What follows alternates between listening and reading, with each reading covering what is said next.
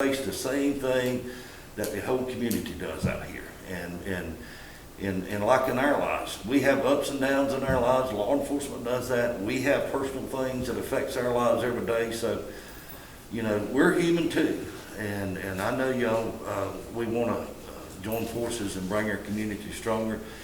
And that's what we got to do. We got to have more meetings like this. One of the things that I like is our community watch programs. And that's another avenue for me as your sheriff to get Todd. He's over our community watch programs. And what that is to be able to get out here in different communities and strike up conversations and hold community watch programs. So when we do have problems, and for instance, Bellevue, we start having problems here. You had somebody representing Bellevue section here in the community watch program. They can keep an open line to Todd, open line back to our office. We can streamline that information out to which division it needs to go to. And plus it keeps help you in your community. When you have a crime and you see something, then we can disseminate that information back to you, and you can ask your community what you've seen.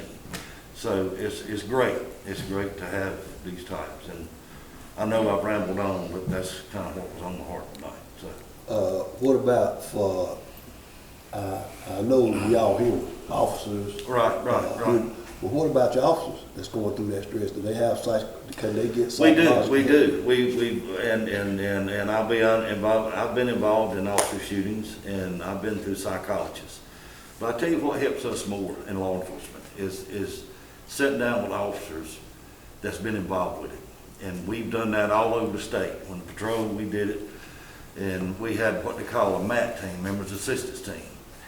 And it's a group of men and women across the state of North Carolina, and that'll come in, and it's kind of a debriefing, kind of tell you what's on your heart, what you're feeling, what were you feeling that day. And we did it during the Robert Stewart shooting down at the nursing home. The MAT team came in, and they sat us down, and we sat in a big room, and we cried, and we told stories. Everybody had a story to tell, and we talked about it, and the view that we had to see and visualize these old folks laying there in bullet holes and different things, the things that we seen. So yes, we do have that's a great program. We utilized it when Rick Ryan was killed. We utilized it here when we had a inmate hang himself in the drug unit. So it affects us, and it affects us, you know, so we have to reach out too, and that is one of our avenues. We offered up for any psychologists that they want to pursue or go further if they'd like. But more importantly, we train our people to look at certain signs. If the officer gets drawn back away from his peers, you can tell. If me and Todd's working together, I can tell when something's bothering him. And me and Richard, we've been together for 100 years, and I can pretty much look at him and tell you what he's thinking. And that's because we work together on the road. And it's, so that in itself is a big plus. And right now, Terry, we are very blessed at the Moore County Sheriff's Office to have a bunch of diverse group of men and women that work at that office. And I'm blessed because I'm the sheriff there, and I've got a great command staff. And these guys and girls, they rock and roll, and they do an awesome job. And some of the concerns that I'm hearing here tonight concerns me.